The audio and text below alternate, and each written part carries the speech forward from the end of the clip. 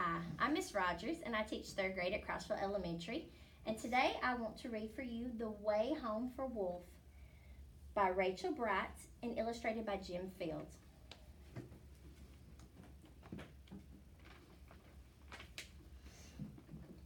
As a rainbow of lights flickered softly in the night, dusting diamonds of ice in a desert of white, the wild whipping wind, it whistled its tune to a howling of wolves and a shimmering moon. And the loudest "Oh!" in this echoing song was a wolfling called Wilf at the heart of the throng. He loved to be fierce and longed to be grown. He liked to try everything all on his own.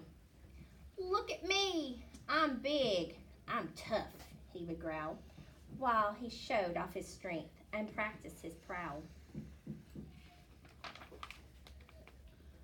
One night it was time for the wolves to move on. New folks had moved in and their shelter was gone, so they left right away to find a new cave. They would have to walk far and they'd have to be brave. "Let's go," shouted Wilf. "I'm ready to lead." "You're too small," laughed the wolves. "It's an elder we need." One day they advised, "You'll guide from the front." "I suppose," muttered Wilf with a huff and a grunt. They struggled through snow as high as their flanks and leapt over rocks as they scaled icy banks. Wilf gave his all to keep pace and keep up, but strong-willed as he was still just a pup. He kept dropping back with each clamber and climb as the pack journeyed farther away all the time. Exhausted and breathless, he strayed off the track when a blizzard blew in. And he lost his way back. Wilf longed to howl, "Help!" and to holler it loud, but his throat was too hoarse and his heart was too proud. He laid on the tundra, his tail curled up tight. A blanket of stars was his bed for the night, until crack went the ice, crack and creak. Wilf jumped to all fours with a deafening shriek. He stuck out the claws on every limb. He had to hold on because wolflings can't swim. Then he fell and he fell, rolling and spinning. It felt like the end, but it was just the beginning.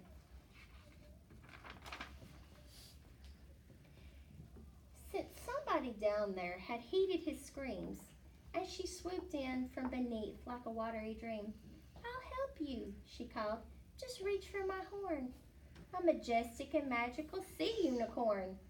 Wilf's pride washed away, and he stretched out a paw as she lifted him gently back onto the shore.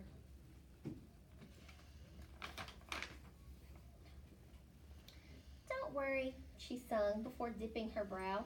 "My friend, Mr. Walrus, will help you out now." And there, right behind him, a huge, tusky fellow lifted his whiskers and let out a bellow. "To the ridges," he proclaimed with his chin in the air. "To my friend, mighty muskox, will take you from there." And with the wafting of fish and a very loud snort, their journey was made and their travel seemed short.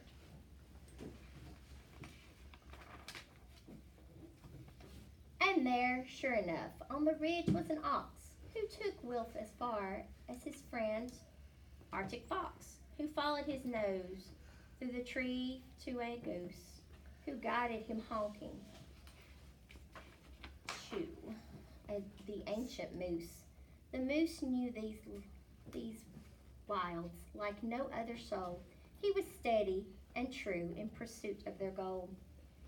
And as twilight closed in, Moose sang out a call to a flittering, tiny fluff ball, a bear moth, who showed Wilf the way to the place where his wolfling most wanted to stay. "Thank you," Wilf waved as he rejoined his pack and the wolves howled with joy that their Whiffling was back. They hugged him in and cuddled him close, and fussed over which wolf had missed him the most. Wolf knew then that when all come together, the darkest of times are easy to weather.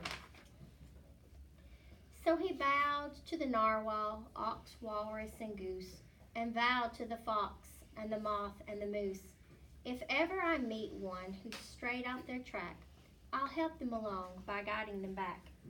And true to his word, Wilf is different now, and his world seemed much smaller and warmer somehow.